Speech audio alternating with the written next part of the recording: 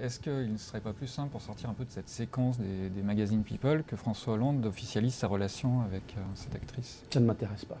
Je vous le dis comme je le pense.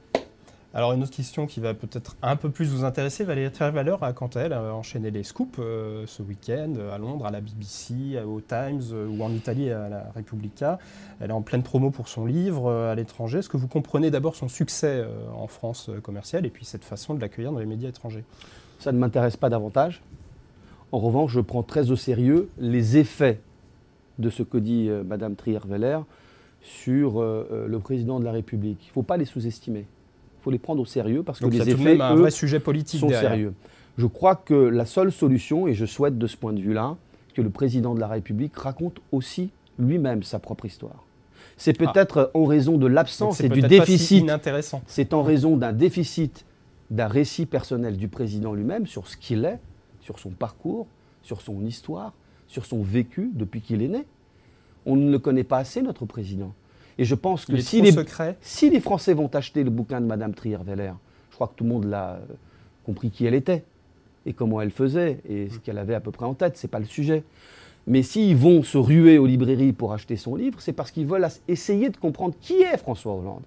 Je souhaite en conséquence, tout en respectant sa pudeur naturelle, tout en respectant sa vie privée, que le président de la République, que M. François Hollande se raconte un peu aux Français.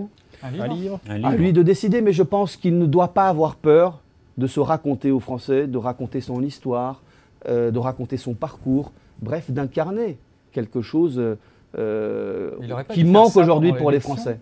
Il l'a fait pendant l'élection, mais ça s'est arrêté après l'élection.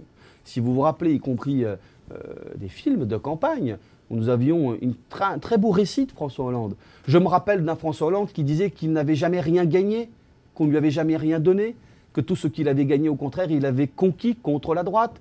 Il parlait de sa mère, il parlait de son père, il parlait de son rapport à la France. Je pense que c'est cela que les Français ont besoin de connaître. Et vous verrez, si le président de la République, François Hollande, se raconte un peu, en respectant l'intimité et la pudeur, je pense que les Français cesseront d'aller voir ailleurs quelle est son histoire et s'en tiendront simplement à son propre récit.